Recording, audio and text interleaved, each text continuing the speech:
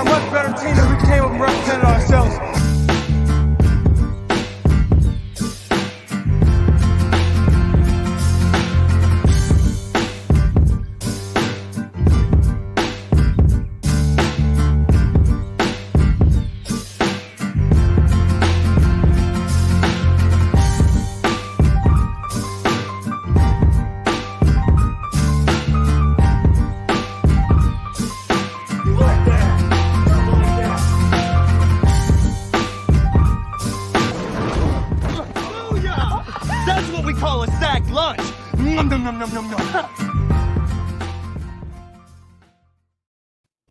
What's up, everybody? Wow, that's a minus on somebody out there. I think it's O'Reilly Fingers down there with the clown stash. What's up, everybody? Welcome in to another edition of the Sac City Podcast. I'm your host, the one and only Vinny Milani, joined as always by ya boy, the reigning, defending, undisputed, somewhat heavyweight valedictorian of the show. He is AJ Johnson. Below him, we have my best friend in the whole entire world, Aaron the Mukesiah Mukes. And beside him, we have the smoothest voice in sports casting, Dylan Trucker Kearns. Gonna go out and ride the big rig after this, right? Yeah, you're gonna go start up the rig and go out. I am not riding a rig, no, Vincent. Not driving or riding. Mr. Ozarks himself. Just looking, I guess. Wait, who's your? Oh, the Hawks aren't in the playoffs, though. Why don't you just shave, Dylan? Yeah, I got an appointment with my barber on Saturday. He's gonna take care of this mess before a wedding. He's gonna clean this up, and I'm gonna look beautiful, Vincent. You getting married? Dylan, on average, how many trees do you knock down in an hour? Get your axe going, and you just really just start singing like old folk tunes. You think 3, 4? Do you high step? Yeah, I do high step down on the railroad. It's more of a high knee than a high step, but it gets the job done. We've seen the high knees. This show is definitely gotta get you to break dance for us again. Gross. There will be none of that. We are here to talk one thing and one thing only, and that is the good old foosball. I just want to let everyone know that I am here for the people here tonight. I'm here, and I brought my intro, like my normal intro, hyped it all, even though I'm feeling a little upset about last night, but I'm not going to get into it. Just a little upset, feeling a little hurt, but I digress. We have a great show ahead of us. It is episode it did 26 suck. here in the city. It did. It's over. It sucked that the Warriors lost. It did. It did. You're right. It was heartbreaking to see Steph walk off the court very upset and that big fat L. It's just, you never want to see it. Never want to see it. But we move on, and I'm sure Steph is watching this show to make himself feel better. Episode 26 is about to kick off. He knows Aaron. We're going to be breaking down the NFC East and their draft. I know Aaron is very excited to talk about his Cowboys and the rest of the NFC East because there's a lot of teams that did well. There's a few teams that didn't do so well. So we're going to get into that. But first, I want to dive into just a little quick question, just a little quick topic here. We saw 2 trades in this year's draft, 2 big-time player trades in this year's draft, one including Hollywood Brown, one including A.J. Brown. We're going to talk about the A.J. Brown one later when we mention the Eagles. Actually, we're just going to talk about them both right now. A.J. Brown was traded from the Tennessee Titans for pick 18 and pick 101. Titans picked up Treylon Burks with that 18th overall pick.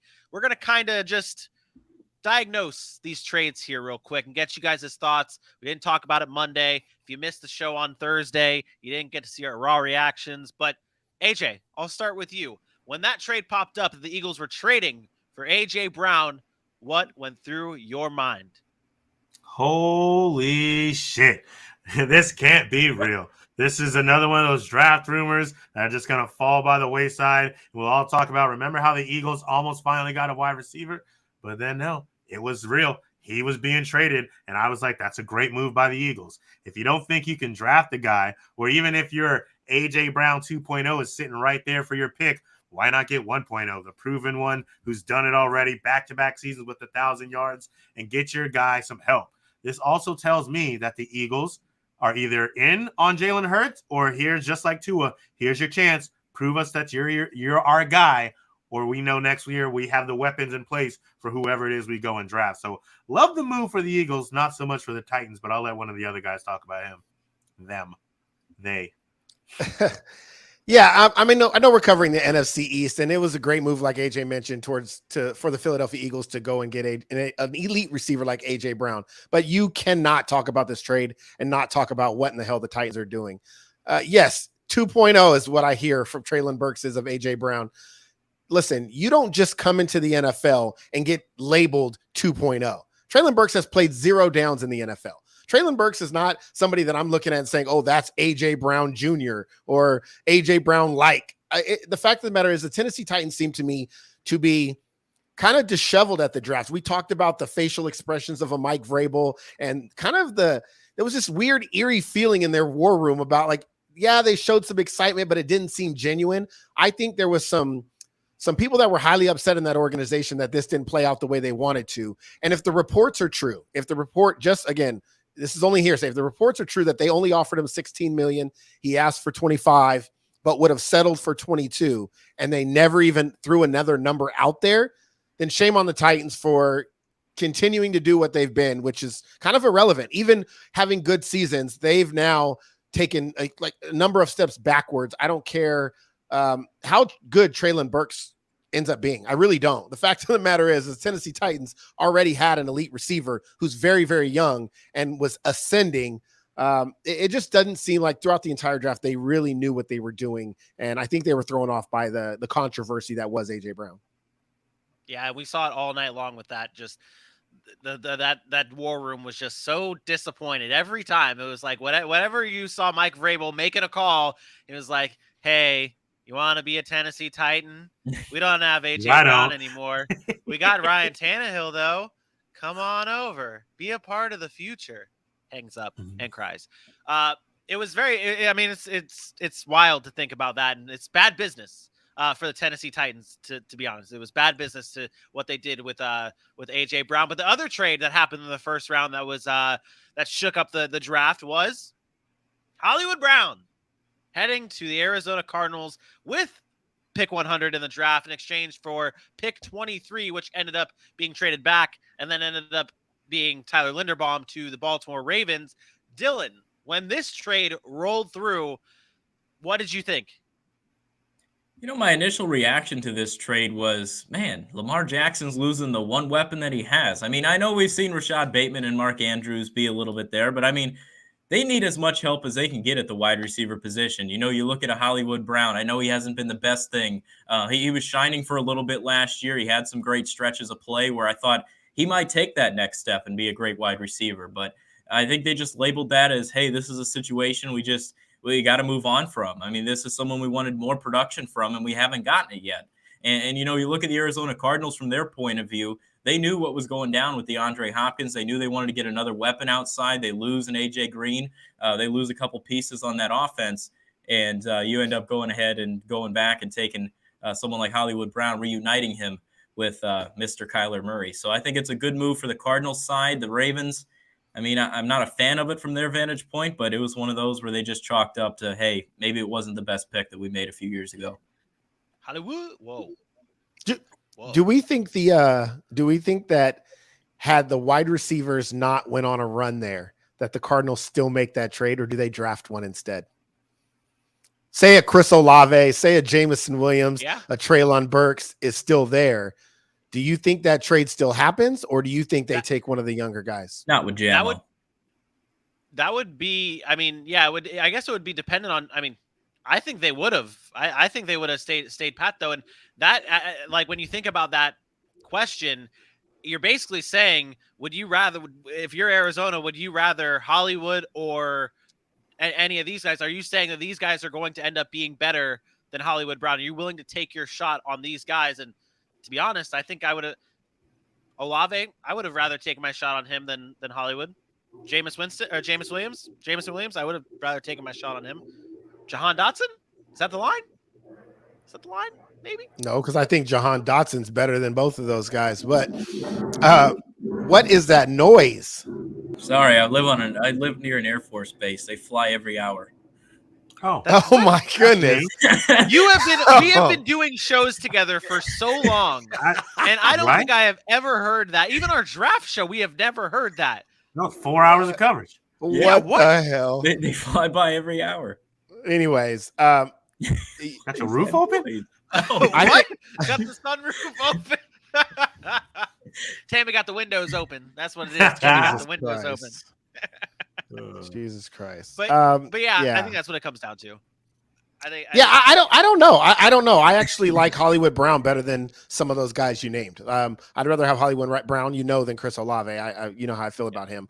I honestly probably would rather have Hollywood Brown over Jahan Dotson, maybe over Jamison Williams. I don't think Hollywood Brown gets a fair shake playing in the offense he played in. That is a low volume passing game, and they don't use the outside threat very often. It's just a fact. And now he's going to a situation that does. So we saw his number. I talked about this the other day. We saw his numbers increase each year. I think you give him an opportunity to kind of show out in Arizona here early on, and he's going to be a threat there. I mean, you think about the guys they got, it's just AJ Green, him, and Rondell Moore right now for the first 6 games. So I could see Hollywood Brown having a really nice year with Kyler Murray. I just thought I was just curious, like, do they think maybe like you and say, oh, maybe a Jamison Williams upside is better than a Hollywood Brown. But let's not forget, Hollywood Brown was drafted, I believe, 18th overall in the first round of an NFL draft just a few years ago. So it's just an interesting thought. If I'm not mistaken, wasn't there like a 3 touchdown drop game that he had? Like he would have 3 touchdowns and he dropped all of them or something last season? Is that what it was? Maybe. I don't know. I if I'm not mistaken. But what I'm getting at is we'd be sitting here now talking about maybe 1,000 and 1,100 yards or 1,100 yards and 9 touchdowns as opposed to just over 1,000 and 6 touchdowns in a run-heavy offense where everybody says Hollywood Brown just wasn't it. So I would have Hollywood over those guys.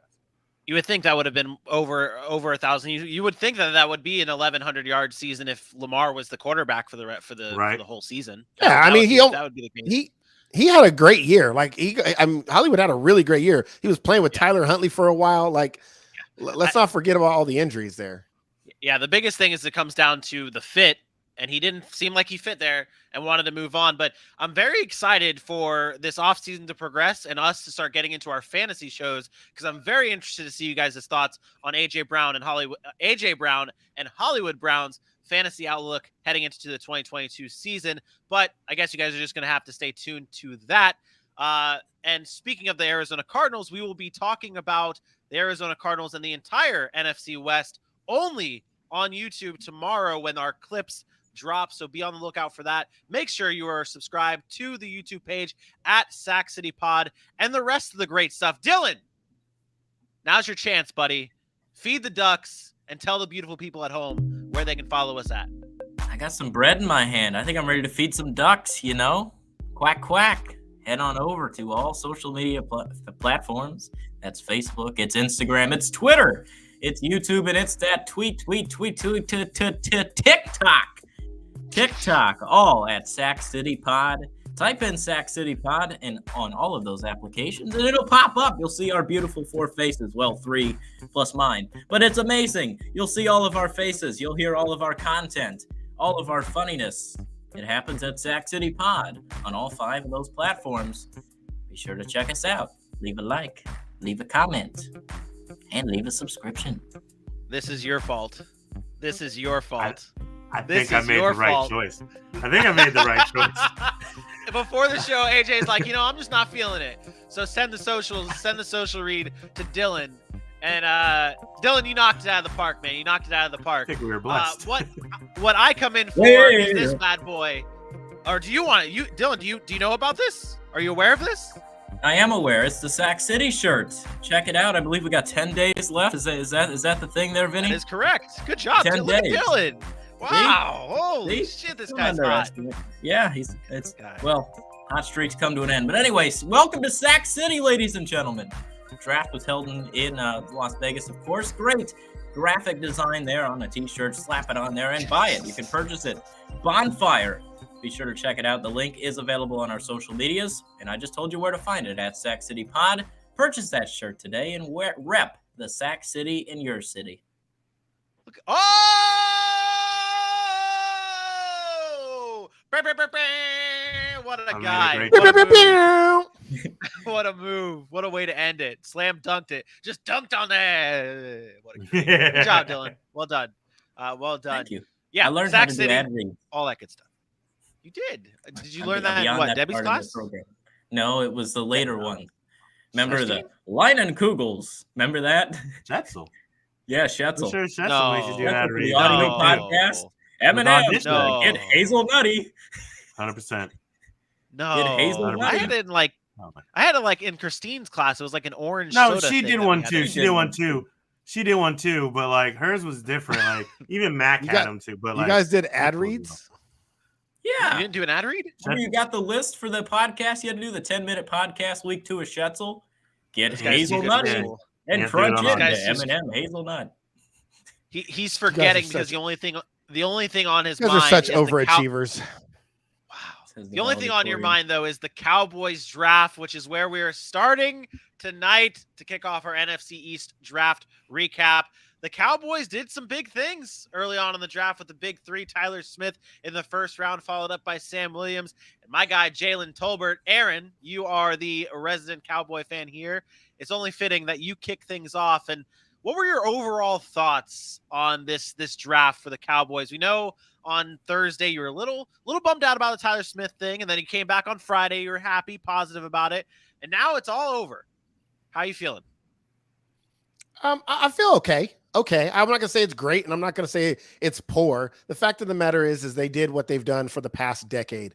They've addressed needs. Yeah, you're right. The first day I was not happy about Tyler Smith. I thought there were some other ways they could have gone. But the fact remains is the offensive line depth was a problem, regardless of what we did in the offseason, letting go of a Lyle Collins, losing a Connor Williams.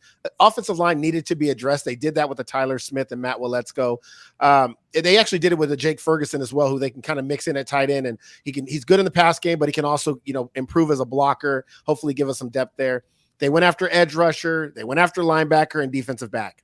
Those are all needs of the Dallas Cowboys. It's what they've been doing for a decade. I think it lacked the star power that I think we were kind of accustomed with the Dallas Cowboys, right? Getting a CD Lamb, getting these big names, and people want to see those big names come off the board. So my issue so much at the end of the day wasn't about the draft. There were some question marks about the players. Sam Williams, I had some question marks where he went. I thought there might have been some guys there that they could have took over him. He has some ability, but he lacks some strength at times. So that grade that I give on a Sam Williams is not as high. But overall, I thought they did an okay job. I really like the Damon Clark pick in the 5th round. If he can come back and play football next year in 2023, I think that is going to be big for them. And again, it was late pick. It was a risk, but very little risk with the high reward. So overall, okay. Now, and I don't mean to continue on you here, but I'm going to, because I believe you mentioned to me the other day that you were trying to defend the Sam Williams pick the other day on TikTok. Was that what you were doing? Or because you gave him a C here, and then you listed that you wanted to negatively talk about him tonight. So what's going on with Sam Williams? No, so I did not tell you that I was like defending him. I went on TikTok and got into it with the guy because he was showing a play of Sam Williams basically beating Alabama. Like he went around the edge on Evan Neal, but he over pursued. So Evan Neal just let him get up the field and pushed him out, and it left this big void. The guy said it opened up the offensive line. I said, no, it created a pocket for the quarterback. And then he started bringing up stuff. Well, if Micah Parsons was the linebacker, he could have shot the gap and he would have closed the distance. It made no sense. Is what I was trying to say is Sam Williams the ability is there. That technique can be poor. He can over pursue at times. He lacks strength sometimes when he tries to go straight into one of those bigger tackles. They tend to just maul him. Those are things that I'm worried about with Sam Williams, but he does have some ability. I think he can develop. I think he'd be really, really good on 3rd down passing situations initially. But yes, I do believe there were better rushers at that time in the draft. But again, I know they're looking for dynamic playmakers on that defense. He can kind of grow into that, I believe. But no, I wasn't actually defending Sam Williams in itself. I was trying to tell this Cowboys fan on TikTok that he was wrong. Okay, because that was you were the lowest on that, and when you look at my grades, I put a big fat D on that one. Not whoa. Yeah. I gave that one a D. I didn't like the pick. I didn't like Sam Williams there, especially with guys like Nick Bonito still on the board, and you go for Sam Williams. I thought that was. I don't think Nick Bonito was still on the board. He was. He's on the ice. He was. Yeah, Nick Bonito and Drake Jackson, if I'm not mistaken. Yeah. Nick Bonito went in the second round, right? Yes, with like the last pick in the second round. Sam Williams went before him. I remember checking. I remember. Yeah, I can't. That's why okay. I graded it the way it was, because Sam Williams went 56th overall and Nick Bonito went 64th overall to the Denver Broncos. 64. So that's why I went even lower on that, because I thought Nick Bonito was a better, and not Nick Bonito, Dylan, but Nick Bonito. Well, you guys like Nick Bonito as well, and I thought he would drop because I'm not a huge fan of Nick Bonito. I probably would have felt the same way. Okay, so you're okay with going Sam Williams over Nick Bonito? Yeah, that's not a big deal. I don't think he thinks it moves the needle that much, and I mean, to an extent, I would agree that the only issue with Sam Williams, in my opinion, is just the timing. If you really wanted him, he probably would have still been there in the third round if you really wanted him, and that's my only issue. But other than that, what he does on the field, and maybe not at the Cowboys pick, you might be right about that, but what he does on the field, I think, is going to help.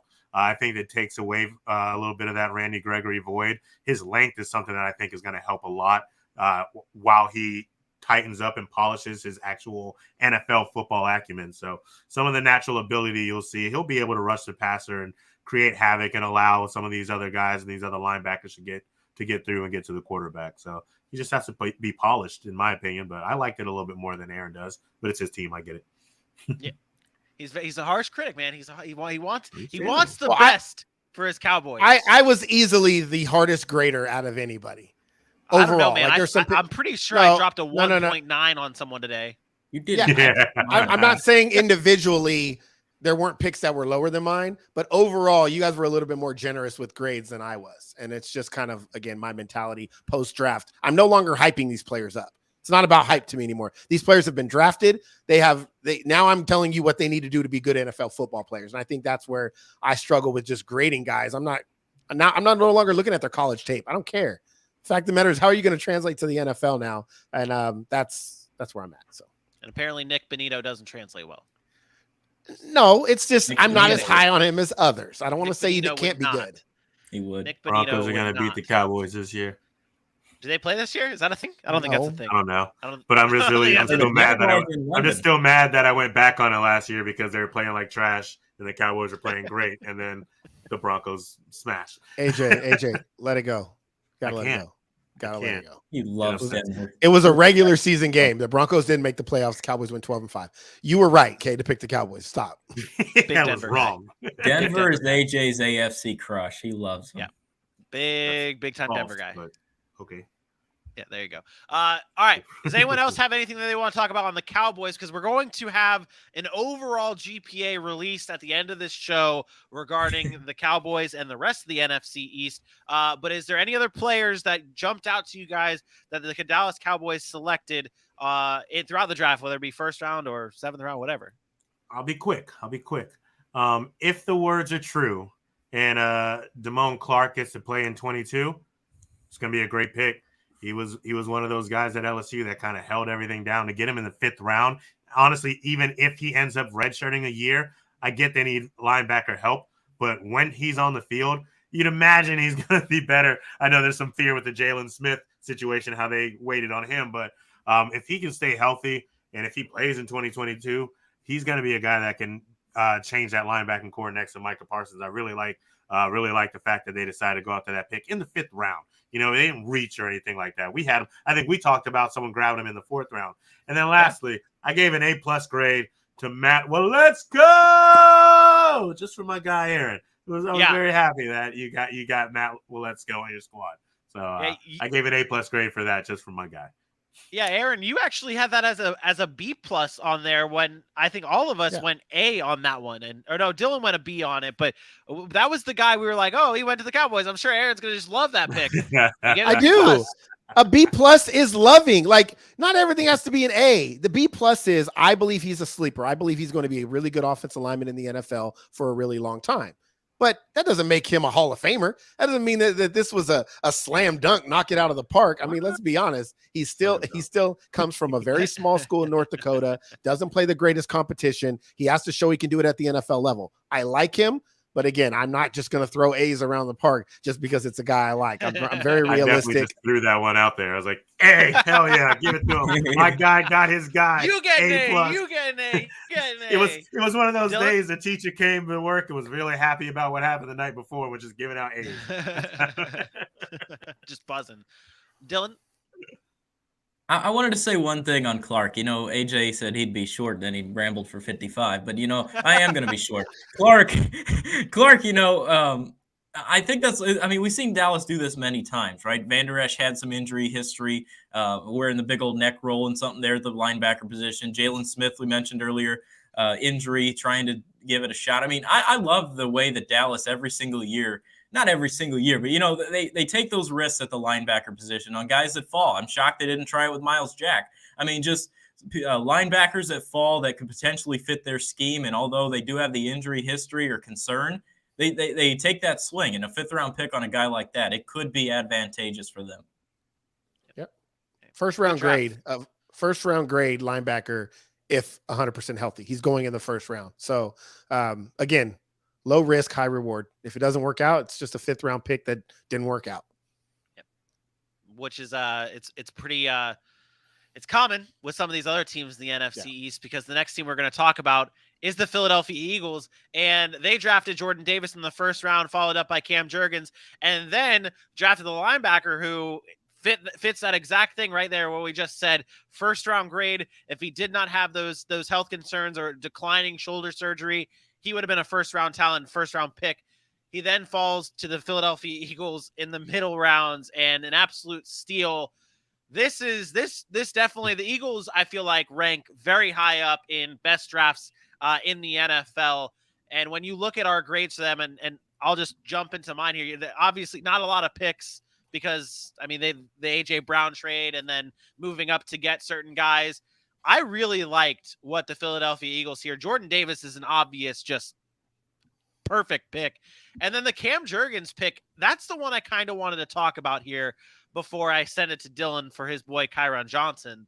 The Cam Jergens pick, it kind of confuses me. They have Jason Kelce. Does Cam Jergens play this year, or is it wait behind Jason Kelce and then boom?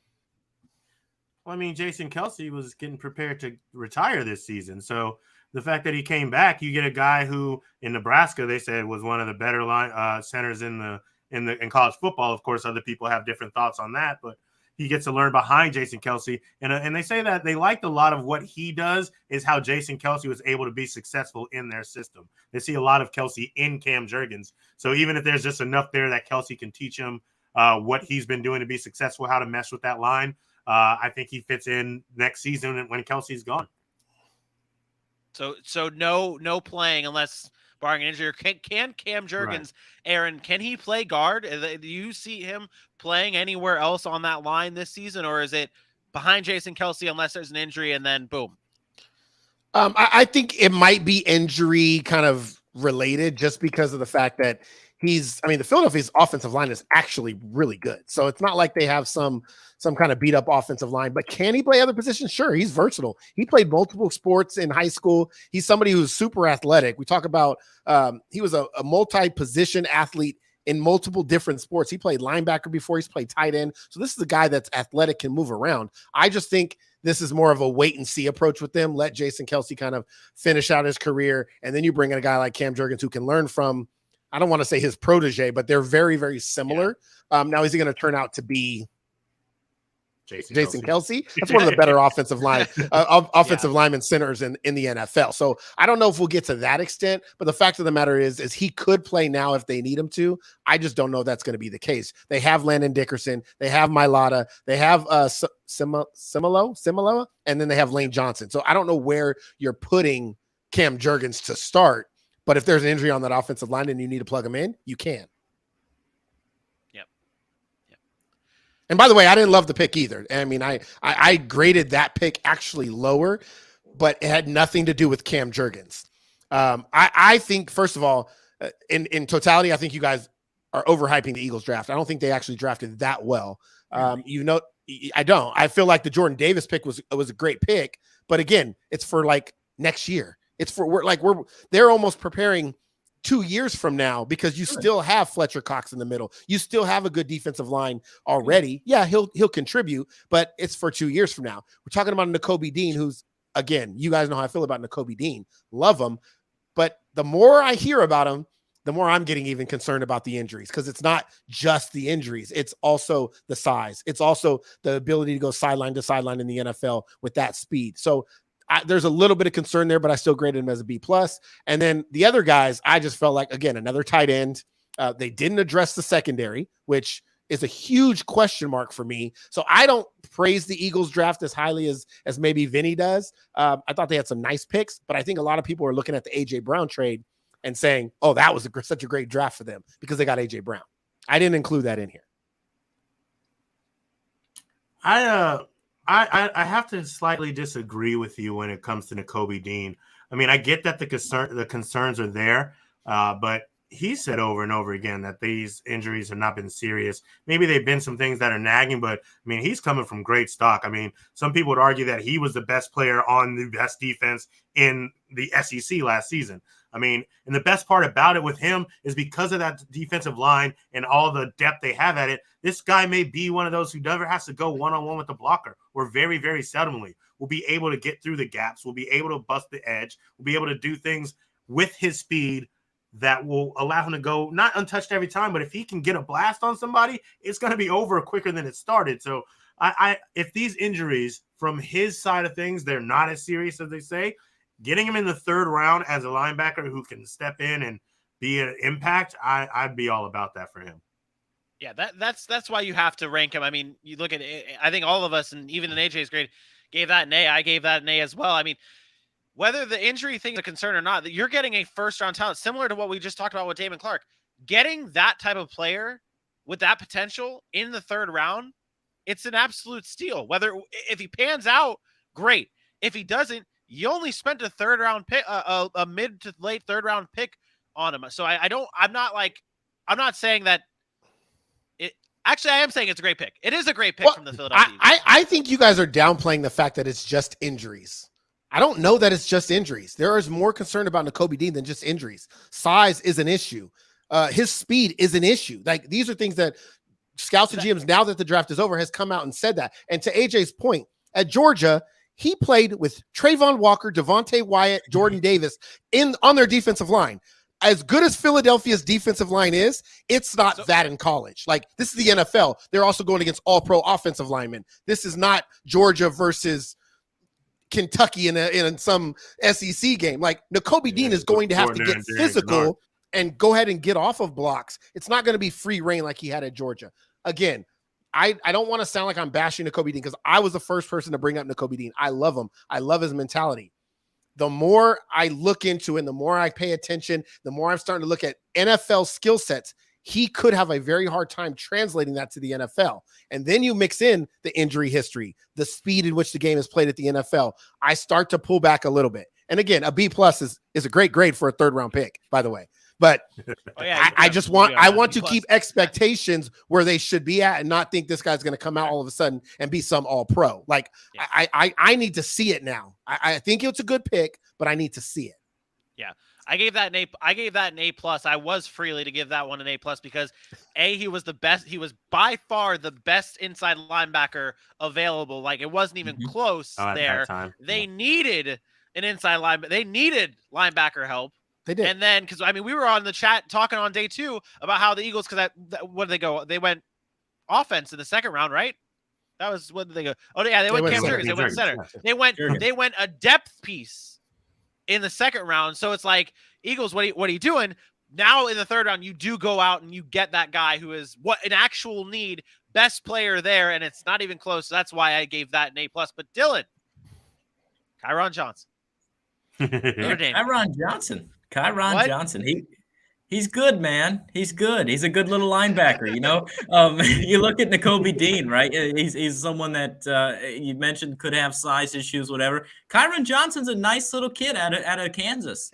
He played pretty solid linebacker in college, and I mean that guy's a hard tackler. He plays hard, and that's what you want on your defense is someone who can move around a little bit in the 6th round, getting someone of that skill set. I'm about it. I think that was a fantastic pick by them. I mean that guy. He proved it in Kansas, and he could prove it in Philadelphia as well. And there's a lot of moving pieces on that defense, and there's a lot of great talent on that defense that he could step in, maybe pop some heads in training camp and work his way into the starting lineup. There you go. So, starting lineup.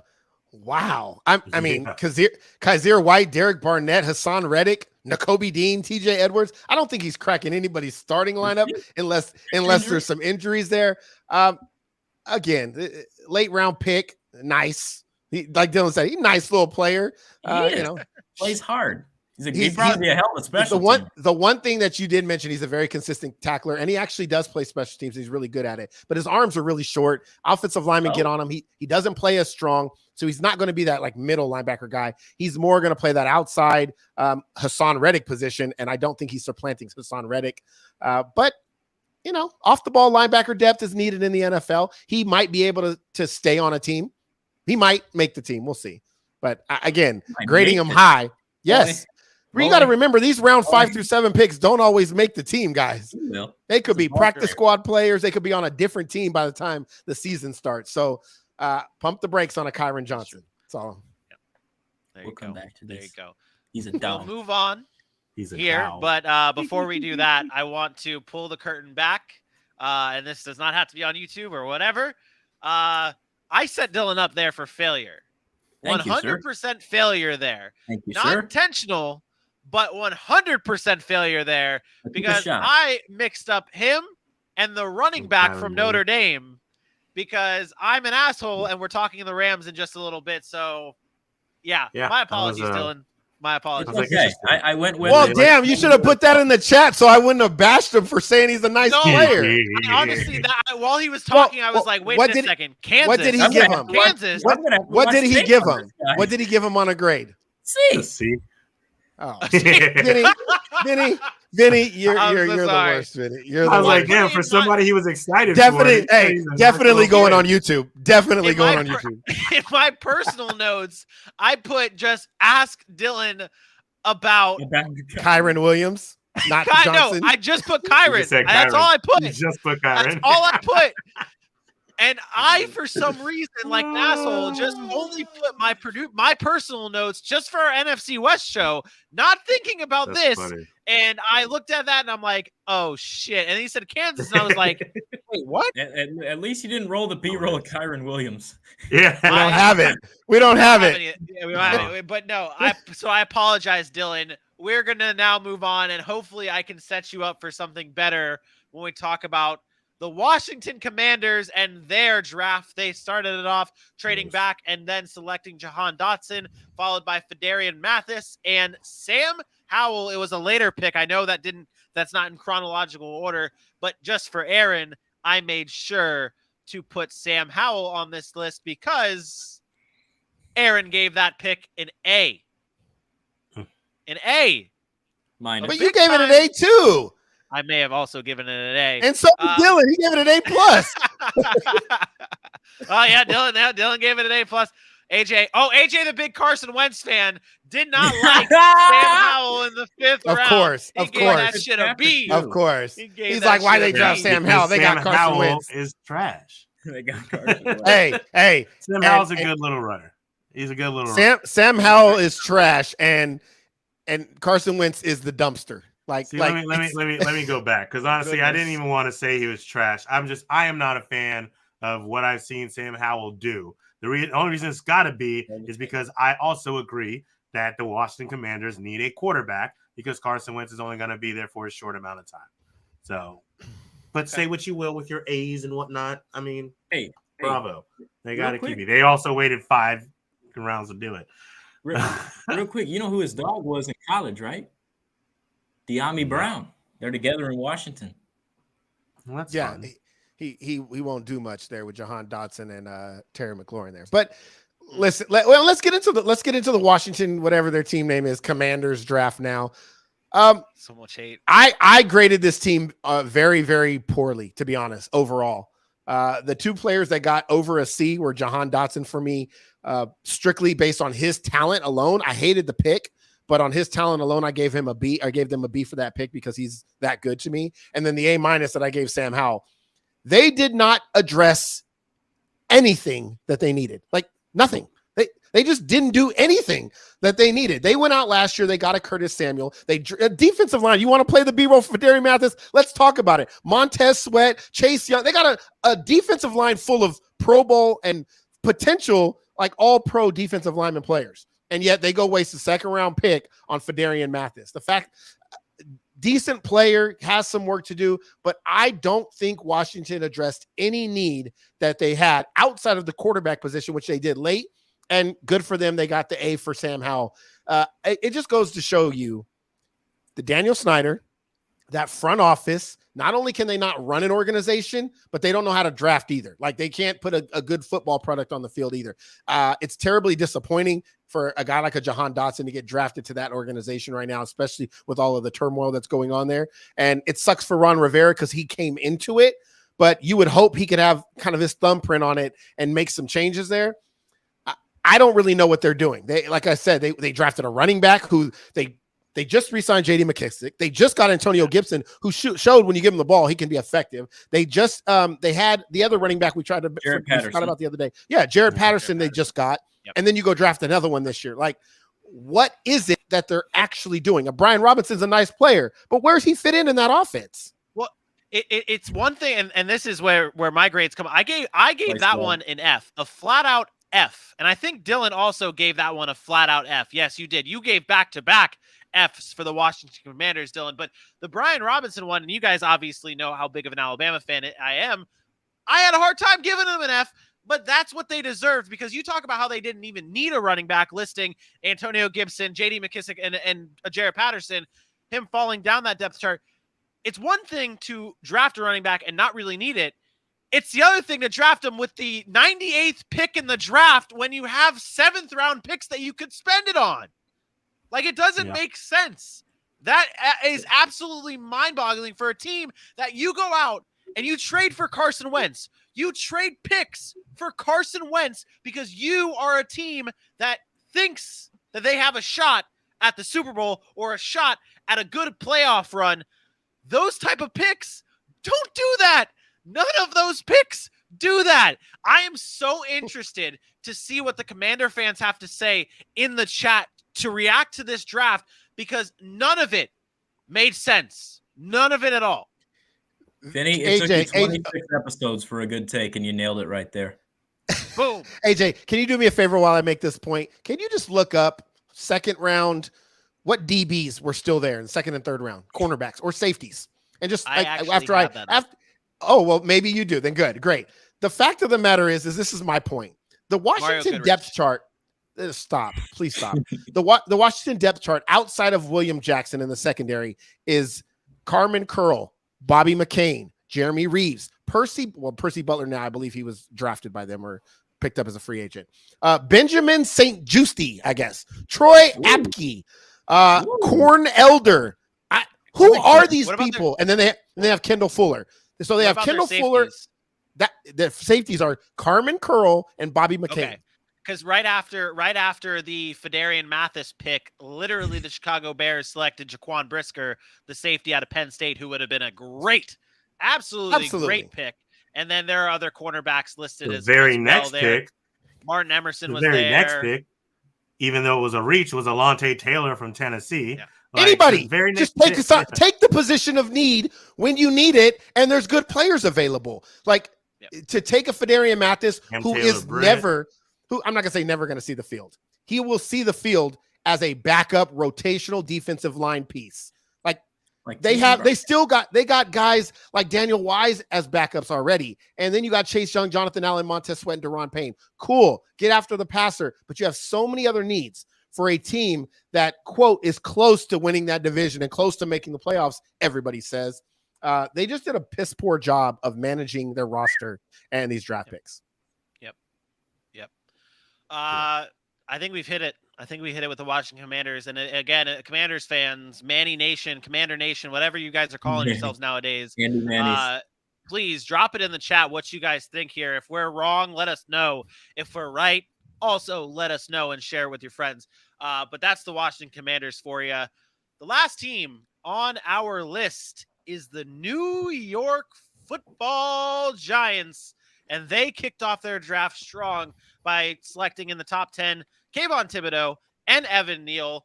Big-time prospects there, tops of the board on some people's list, and then followed it up in the second round with one of Aaron's favorite prospects, Wan'Dale Robinson, the wide receiver out of Kentucky, and that is actually where I want to start before we get into really Kayvon Thibodeau and Evan Neal. The Wan'Dale Robinson pick, you, Aaron, you're high on him. One of your my guys really on of the draft, especially in the wide receiver position. You look at their wide receiver depth chart, Kenny Golladay, Sterling Shepard, Kadarius Toney's still there. Now you throw Wan'Dale Robinson in. Where does he fit? I'm not saying it's a bad pick. You gave that one a B. That's a good grade, especially for your very hard standards. Where does Wan'Dale Robinson fit in with this Giants team? I think he's going to make an immediate impact, and not in the sense of some fantasy terms where he's going to have 1,000 yards and do all that stuff. To me, it's a weapon on offense to give Daniel Jones the best chance to succeed. We talked about Daniel Jones throwing to Darius Slayton and Sterling Shepard. Nice little players, but are they dynamic? We saw the difference in their offense when Saquon Barkley is going and dynamic, and when Kadarius Toney came in and was being dynamic. They were able to make some more plays in that offense. Now you bring over a Brian Dable, you get him a weapon like Wan'Dale Robinson. This is about putting weapons around Daniel Jones to see if he is the guy. And I don't think this was a short-term play. I think this was a long-term play on Brian Dable's part. Sterling Shepard's probably not going to be there much longer. You talked about already trying to move Darius Slayton. That doesn't leave very many weapons there, right? You still have a Kadarius Toney. Saquon Barkley said to be in good shape. We'll see if he can stay healthy. But outside of that, they don't have much. Wan'Dale Robinson is that kind of piece. He is electric. The man, his last season at Kentucky, when they shifted full-time to receiver, he had 100 catches, 1,400 yards, had another 100 on the ground, had 7 touchdowns. This is a guy, if you get him the ball in his hands, he is going to make plays. I think that's really, really important for the Giants to see if Daniel Jones is that guy. Can you shut up about Saquon Barkley? I'm done with that. I'm done. I said it last year. I said the same thing every day. Stop talking about Saquon Barkley. That was like I was in high school when that dude was good. Okay, so let's chill. About to graduate college for any purpose. Anyway, looking at this offense, I do like the Wan'Dale pick. But once again, this Giants team had so many needs, right? They need cornerback help. They ended up getting one eventually. They had so many needs. I didn't think wide receiver was a need there. I mean, this is a team that's far off. And yeah, they pull up the graphic there. I mean, they did need some O-line help. They lose a Will Hernandez. They did replace him with Glowinski. But still, I think this team needed more help in other areas than wide receiver. They had Kadarius Toney they drafted last year. I think they were fine at one position that they actually had depth on the roster was at wide receiver. I'm not a huge fan. Sure, he might be a dynamic playmaker like you talk about. But other than that, I don't see the need to draft that position right there. You're wrong. You talked about they didn't have a need and they had needs everywhere else. They still have James Bradbury on their roster. They still have Xavier McKinney in the secondary. They still have Adoree Jackson as a secondary in their secondary. Their offensive line consists of Andrew Thomas, John Feliciano, Mark Lewinsky, and now Evan Neal. They needed an edge rusher. Last year, they went out and got Azeez Ojulari, and then now they got Kayvon Thibodeau. They already have Leonard Williams and Dexter Lawrence in the interior of that defensive line. Their linebackers are Blake Martinez and Tay Crowder. Where are these holes that you're talking about? The biggest hole for the New York Giants has been at quarterback. What do you do when you have a quarterback that's your biggest hole and you can't really address it? You go out and get him every weapon you can. Yes, you may not want to hear about Saquon Barkley. That's fine. All I said was he's said to be healthy. I said I need to see it. That's a big question mark. But you talk about these other guys. Darius Slayton, are you relying on Darius Slayton to make Daniel Jones great? Sterling Shepard to make him great? No, I'm going to go out and get me some weapons. I can put the ball in these guys' hands early, let them run after the catch, and those are going to be the electric big plays that you need out of an offense that hasn't had many big plays. The depth chart is fine. You look at the Giants on paper, they should be a team that's contending for the NFC East. The You big have to problem be kidding is me. Daniel That's Jones. blasphemy. The Aaron big Mukes problem are is Daniel blasphemy. Jones. What is that? What we talked about it last year. The defense of the New York Giants is solid. We talked about that. The issue has They been were Daniel good. They Jones. were good 2 years ago. So- they were but solid what's a little the bit issue? last year. What's Patrick the issue Graham on the did a Giants? fantastic job 2 years ago. What's the issue on the Giants, Dylan? What's the They issue? still need okay. No, I don't quarterback. blame you with your point. Yeah. I'm not saying Daniel Jones is legit by any stretch of the imagination. Don't even put my name attached to that take, okay? But I will say, looking at this roster, I think there were needs. I know right now you mentioned James Bradbury, right? James Bradbury's still in the mix. That guy's still potentially a cut. They have so many salary cap issues. They're not right cutting now. him. They're looking to trade him to move that cap. No, they're not cutting him because that cap. Yes, they can't cut him. More cornerback depth. That's what I would like to see them go on there. Is a cornerback instead of Wandale. They went to the wrong side of the ball for a playmaker. They went cornerback the like 14 picks later in Cordell Flott, a guy you praised.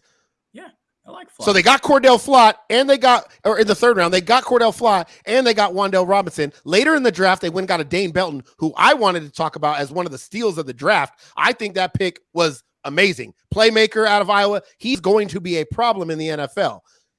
So they did address those needs. They didn't address it where you wanted them to address it, is what you're saying. You wanted him to get somebody in that. I will die on that hill. Tight end. It very much was a need for the Giants. If you look beyond this season, maybe this season they could have got away with a Kenny Golladay, Kadarius Toney, and then one of those Darius Slayton or Sterling Shepard. But those guys are probably likely to be gone after this season. Kenny Golladay will still be there. Kadarius Toney, mind you, has had problems, and they aren't seeing eye to eye. I know he came to camp, but something is not right there, and I don't think they love Kadarius Toney right now, and I think that's part of the reason they went out and got a Wandale Robinson, who is a very similar player. Get the ball in his hands, electric with the ball, and I think that may have had something to do with it, but I'm never mad when you have a young quarterback that you're trying to make your franchise quarterback, and somebody goes out and gets a bunch of weapons. Like, to me, that's okay. Daniel Jones, there's their hope that he's still good. Otherwise, they would have already moved on from him. So, there's other needs on the Giants, but I believe the Giants on paper have a chance to contend for this division if Daniel Jones can be the guy that they drafted him to be. Now, obviously, that's the biggest if. Yeah. Good shit. I hope he gets hurt, because if Tyrod Taylor comes in and starts, that team will probably beat my Dallas Cowboys for the division. I'm dead ass serious about that. Tyrod beats Dak. Oh man, it would not. I'm telling you, I'm not making this up. I'm not saying this to make some headline. If Tyrod Taylor is the starting quarterback for the Giants with that roster, it would not surprise me if they're contending for the division, because the biggest issue on the Giants. Oh my God! Will you stop with the Saquon Barkley slander? I get it. He's been hurt. All right, let me go into one more pick on the Giants as we wrap things up. They did get Cordell Flott, who is a big time my guy for this guy down here. Loves some Cordell Flott. But Dane Belton and Darin Beavers, two guys we've talked about on this show before in the pre-draft process. Aaron, you wanted to bring up Belton, and who was the Beavers guy? Who's the big Beavers guy on the show? That's AJ. Well, I liked Beaver too, but I think AJ. I think AJ could handle that. Oh, he's a Bearcat. So this is right up AJ's alley here. So what? Yes. What makes? That's why he rated him so high. What makes you love the Beav here? I mean, Cincinnati. No, honestly, this for me is the value pick. You talk about the linebackers they have and being in a place with good stock. This guy Darin Beavers is a guy who works. He works at it hard, and he's one of those players who is instinctual. When he's on the field, he understands what's about to happen. He knows how to make the play. Now, granted, he's going in the 6th round for a reason. He's not an uber athlete. He's not super fast. Sometimes he has a hard time beating off blocks. But when he's got a chance at an open field tackle, best believe he's making it. When he's got a chance to read the play and bust it up early, best believe he's making it. He was a big part of what they were doing in Cincinnati on that defense, obviously with the shutdown corners they had on both sides. Darin Beavers will get it done. He can make his mark on special teams with New York, and with learning behind a guy like Blake Martinez, he will step up. I don't think he's this year. He may not even be next year. I believe he'll fit in next year. but I believe in a couple years he'll be one of those guys that shows his mark as a linebacker in the NFL, whether it's with the Giants, which I would imagine, or if it's somewhere else. I think he'll be around for a bit. I love his physicality. You mentioned that. Like he's gonna jump out off the tape. Like you're gonna when you're watching the Giants play or when you watch Cincinnati play and they're playing defense, you notice that guy. He's physical.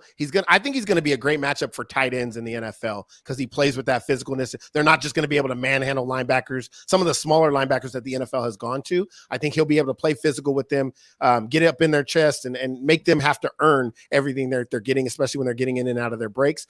Again, he just jumps off the tape to me. I really, really liked him. I mentioned him when we did our pre-draft process as one of the guys that I thought would go a lot higher than he did, and he fell. So, again, I think that was great value in the 6th round. I don't know where I graded him as, but I know I graded him pretty decent for a pick that late.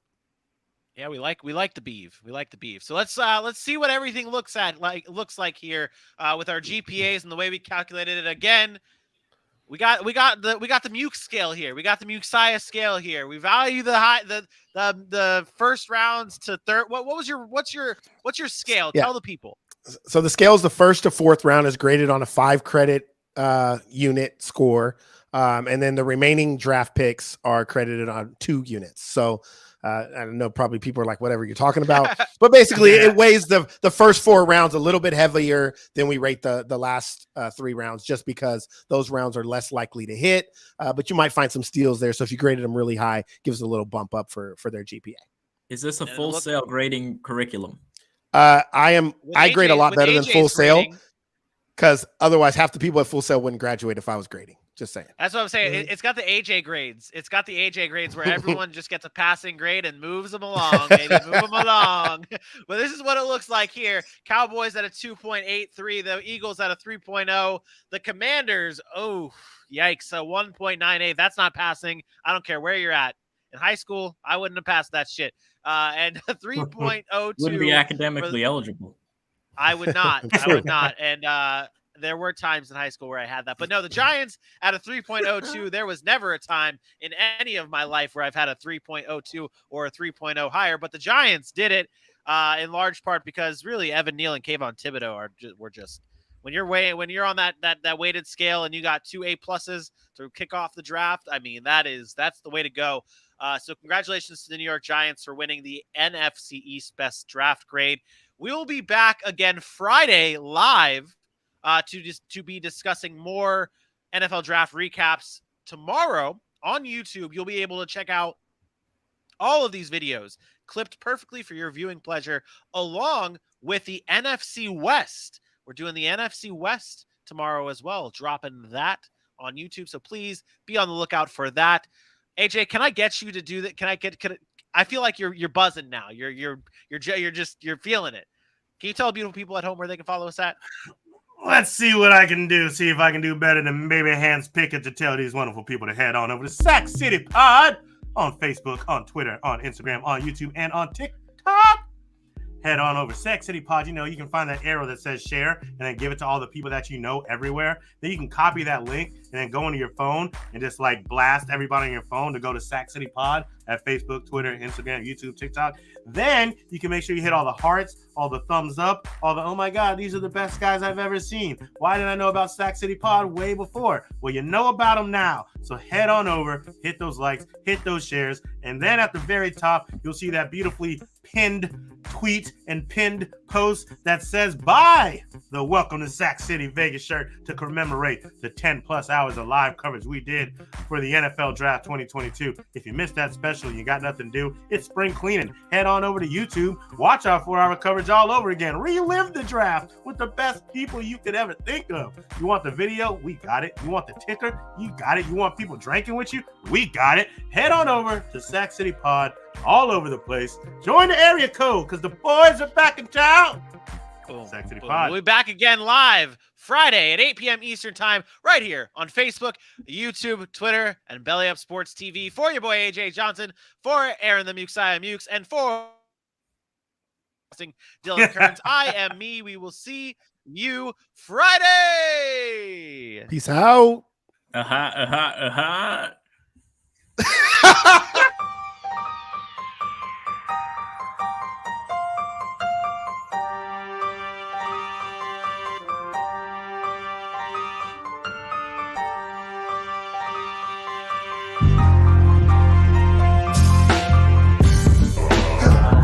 We're a much better team than we came up and represented ourselves.